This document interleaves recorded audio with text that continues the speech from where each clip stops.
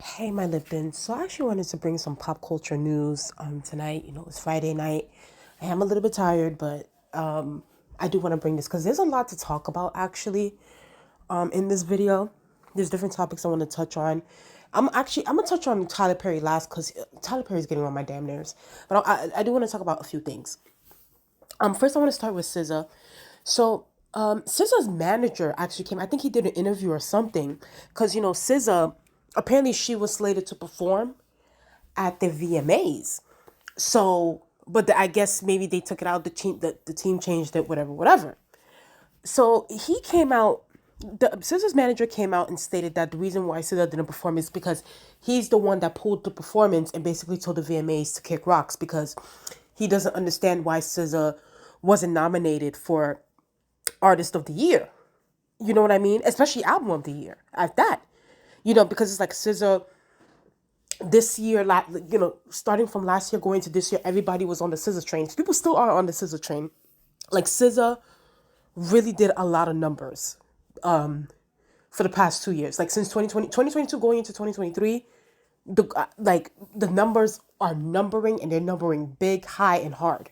So he was basically like, I figured why go perform to do this if she's not going to be respected to the highest level. So it was my call to actually pull out of this performance. Now, there's some people in the comment section that were upset about this. Oh, her manager's ruining her career. Why would he do that? They just trying to sabotage. I agree with the manager when it comes to this. I 1,000%. I'm on the manager side when it comes to this, and y'all know. I already spoke about this on my channel about these award shows, more particularly these white award shows. It's like like at the end of the day they don't respect. We gotta be honest. They don't respect a lot of these quote unquote people that do music, but they're from minority backgrounds, whether that be black, Spanish, whatever, or Latin, that sort of thing. So it's like, especially when it comes to the Grammys, with the album of the year, it's like they still have yet to give it to Beyonce. And Beyonce has had some more classic albums than the recent albums that she's released. So I would have thought that she would have won album of the year for B-Day or I Am Sasha Fierce, but she didn't even win Grammys for that. So it's like, and to go to SZA, let's be very clear. And yes, don't get me wrong, Taylor's had she had a good year. I'm not gonna lie, with the Cruel Summer and the Midnight's album and stuff like that. She had a good year, but SZA was getting played, and this is coming from a casual fan. Okay, like I said, I'm a casual fan of these people. SZA was getting played all over the streets, in the streets. And like I said, if the streets are bumping you, if the streets are listening to your music, if the streets are putting you in the summer, that means you got a hit on your hands. People were busting I Hate You. People were busting Kill Bill. Even though I felt like, personally for me, I felt like and SZA did get an award for Shirt, which I'm happy about. But I thought Shirt is my shit. I love the song Shirt. But Snooze is another song people were just.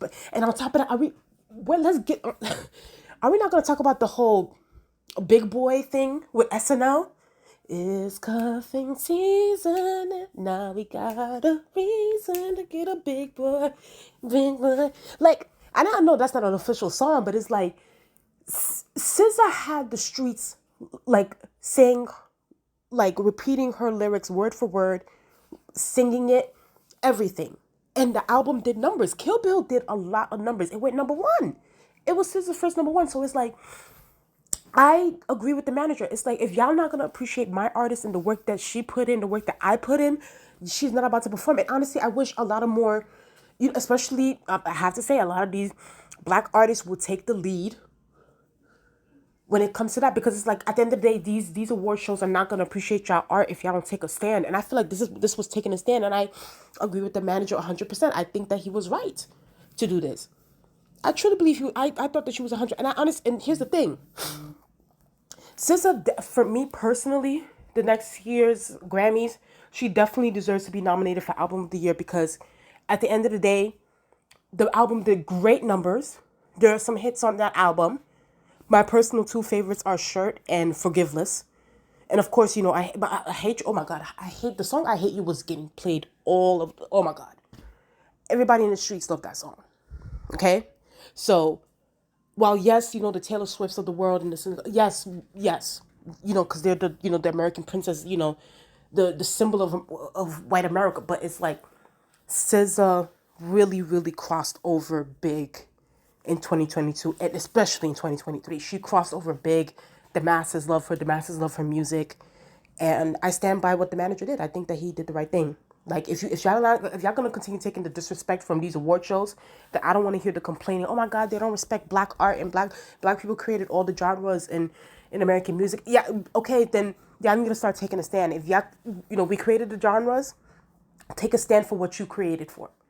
And honestly, go start appreciating your own award shows. Stop going to these award shows and submitting y'all work in if y'all know that they're just gonna shit on y'all. It goes back to that. It goes back to why I'm tired.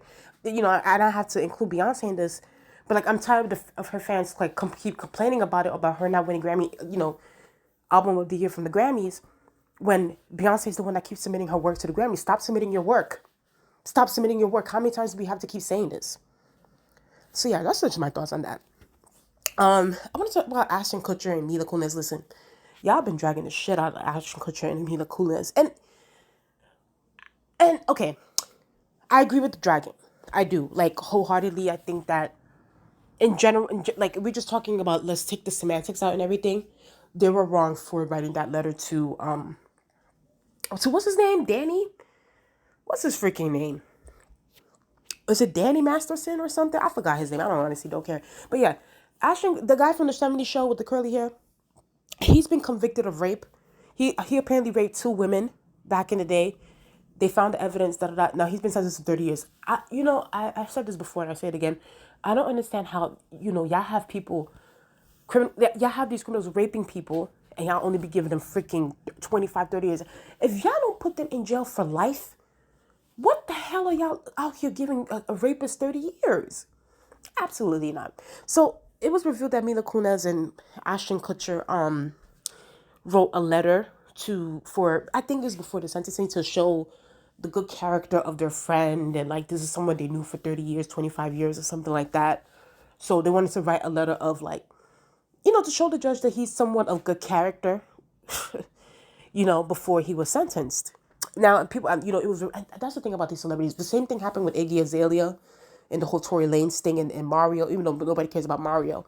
But even though Mario did the same thing for Tory Lanez, but because Mario's not like a big star like how he used to be, people kind of brushed that off. But Iggy Azalea was one of them that they got her letter when she wrote a letter of support for Tory Lanez. Now, okay, to play devil's advocate, unfortunately, I have to do devil's advocate a little bit, but I'm majority on the internet side when it comes to this situation. But okay, I don't think there's a thing too. I will say this though about the internet, where it's like we do tend to play this like moral high ground, like, oh, I would never do this. This is how I would act, or I would never do that. It's like, in a way, I can kind of see where Ashton Kutcher and Mila Kunis were coming from. They're like, okay, this is someone where we know this person. We've known this person for 30 years. We grew up with this person. We like, it's like we grew up with each other. You know what I mean? So it's like, I can't see this person, this human being, doing something like this, right? I can kind of see where the denial part will come through, and they will start feeling like, did this really happen? It can happen. Like, someone that you love will commit a heinous, just disgusting, undignified, immoral crime like this. They couldn't. I honestly think that they couldn't imagine that happen. And I look at it from my like, it's like, if that were to happen to me, where it's like I have a friend my best friend or my family member, where they commit heinous, like disgusting, heinous, violent crimes like that, I don't like. I will have to go through my entire history with this person and see, like, where did I miss the signs? What happened here? Like, where did we go wrong? And sometimes it will be hard to believe that this happened. So I can kind of see where they're coming from with that standpoint, where it's like, I known this person for so long. Like, he's never showed me any signs that, like, he's like a predator or anything like that. Like, he's never, like, he he was a good person to us, and so I see where it's hard to make that distinction and wait for the facts to come out first before you write letters of support. So I see where what they were trying to do and what they wanted to do. But here's the other thing too. This is where I stand with the internet too. At the end of the day, Ashton Kutcher and Mila, especially Ashton Kutcher, I remember this. He resigned now, but like he was on the board for anti-child sex abuse organization. It was, and Ashton Kutcher co-founded it in 2009. I don't understand how you're an anti-child abuse, sex abuse thing.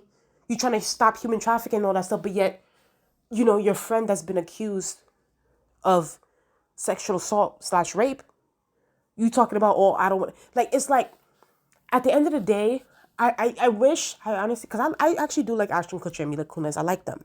But, like, I wish they honestly should have stayed away from that. And I get it, the family, the Danny Masterson's family was the ones that reached out to Ashton Kutcher and Mila Kunis to write the letter for them because they know it. And I get that's the part where it's like the friendship part.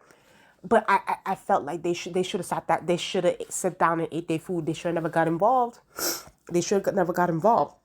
And I think they should have waited till the facts come out. They should have wrote a letter back to the Masterson family talking about, listen, while I love you, you're my friend. I've known you for so long. I can't imagine you doing this. But I'm going to wait until the facts, and that's a hard pill to swallow, to wait till the facts come out. Because in a way, you're kind of telling your friend, oh, but you really think I'm guilty, even though, but it's like, that's just a risk you're going to have to take, because it's like, you don't know. And at the end of the day, I feel like now and it's always been this way. Like, we live in a dangerous world, y'all. Like, we really live in a dangerous world. Like, so many things are happening. The people that you don't expect to do things are the ones to do it. And I think that it's unfortunately, a lot of times, it's the people that are closest to us that be doing the crazy shit, the predatory shit.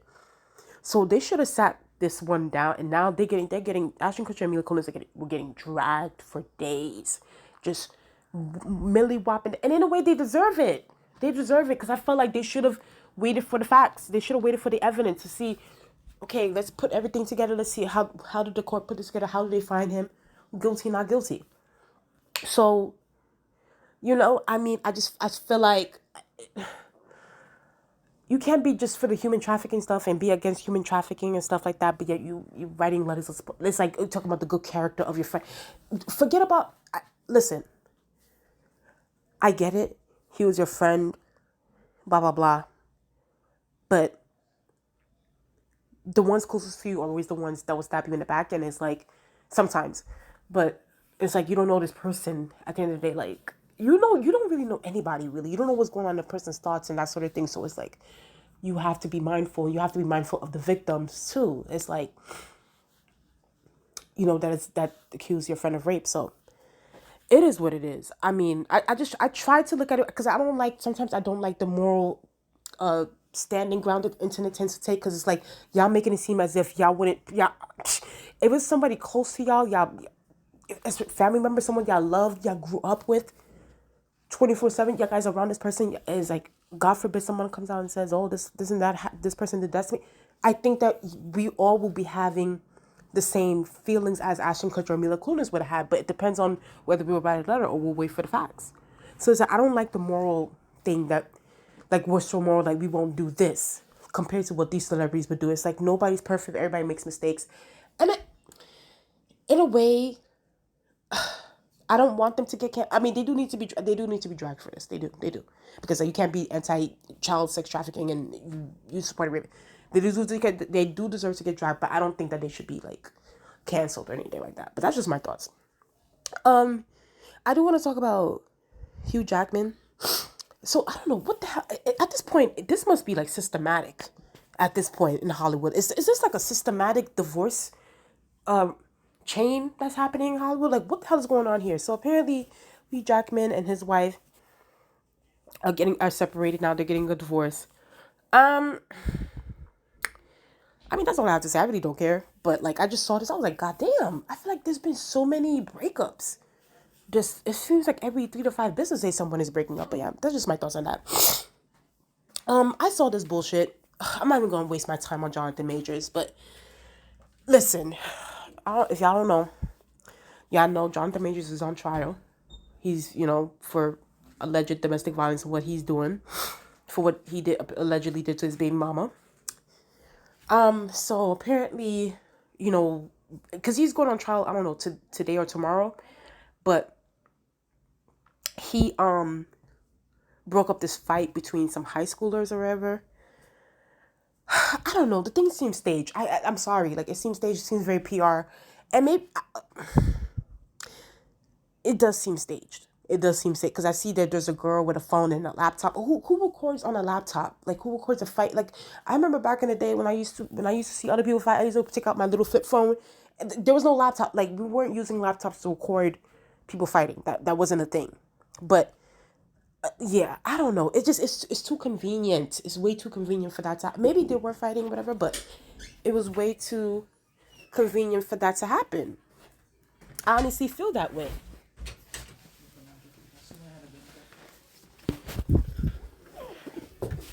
But sorry. But I just feel like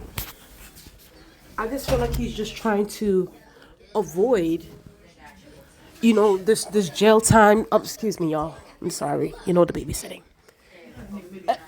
Lay down, lay down, lay down, lay down, sweetie.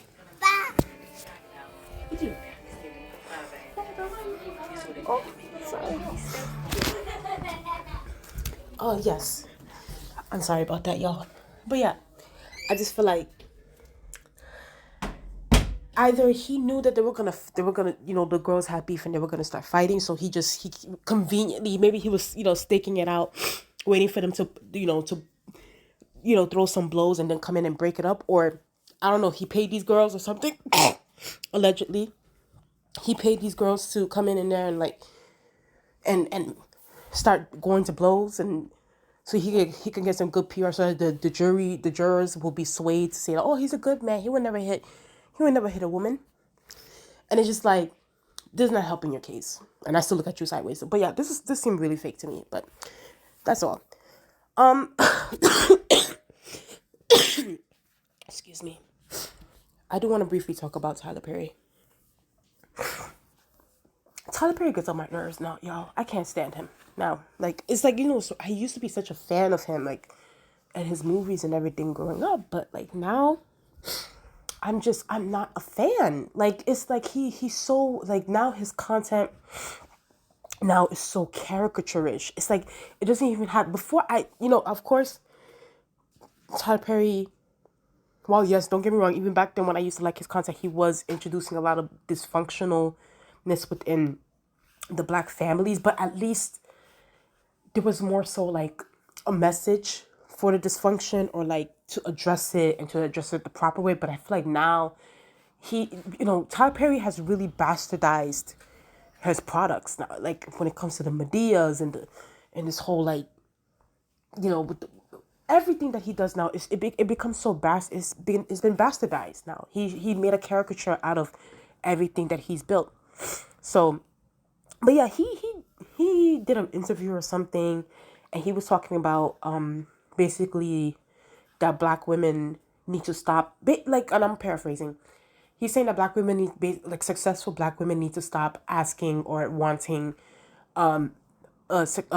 black men on their level or who earn more than them, because statistically black men are not making a lot of money. Their standards are not high, so it's like we black women need to settle for like men that aren't financially stable, or like, just poverty stricken men, that sort of thing. And I'm paraphrasing here, and it's just like, I saw this tweet, and I agree with it 1,000%. This person said Iyanla was telling y'all to date a bus driver. Tiffany Haddish allegedly coming out with a show about successful women who date homeless men, and I didn't even know about that because I don't watch Tiffany Haddish content. And it says here, and Tyler Perry is telling y'all to date a man even if he can only pay the light bill. The devil is busy. Good luck to y'all. And I actually think that's what it is. The devil is very, very busy, because I don't understand why is it, what I don't understand? Why do we always, like, it seems like these conversations always center around black women. Well, black women need to lower their standards. Black women need to settle. That's basically what he's saying. He's basically telling black women to settle. Yes, you might make more money. Yes, you might be more educated, but you need to be dating men that is not on your level. High, we're talking about like equity wise, money, successful, educational driven. Like basically telling us to, it always centers around that, saying that how we need to lower our standards, but we never talk about how, with black men, we need to be also telling them for them to raise up their standards, for them to, work hard, and for them to go to school, get their education, aim big, you know what I mean? To become high quality men, to become, good men. And don't get me wrong, does money make the world, like, listen, is money gonna bring happiness all the time or that sort of thing? No, but money is also not gonna make me sad either. I do want to be financially stable. I do want to be paying my bills and making sure that, I'm not missing, the next rent due. I want to be able to pay my water bill, my electricity bill. Like, and you need to be financially stable for that. And it's just like, I don't like when we tell women, especially black women, and because it's been mostly happening with black women, where we want to like brainwash them into like settling down with like dusties. And it's like, we don't tell white women that. We don't tell white women that. We don't tell Asian women that. Oh, well, y'all need to settle. Y'all need to lower y'all standards because y'all standards are too high. No, they're gonna be hypergamous. They're gonna get their coin. They're gonna do what they gotta do so that they can be taken care of. So I don't like the fact that we be telling this to black women that, oh, well, black women need to, oh, because men. First of all, these white women, if their men come, that's the thing too. I feel like it's like, it seems like it be the black men telling the black women, oh, well, y'all have no choice. Let a white man tell a white woman that she'll be okay, deuces, I'm out of here. I'm not saying all of them will do that, but I'm just talking about a collective of them will not stand for that bullshit. It's like, this is not the other way around. This is not where, in other cultures and other communities where the women, and I'm not talking, don't get me wrong, there's nothing wrong with a woman being the primary breadwinner in the household, but I also don't believe in trying to like systematically change things and make it seem as if like, oh, well, now the woman needs to become the breadwinner and the man is supposed to be like, just there and just chilling and just be like, oh yeah, I love you, I love you, I love you, I love you, I love you, I love you. Listen, love is great. I love love. We all love that. We all want to be in love. I love the idea of love.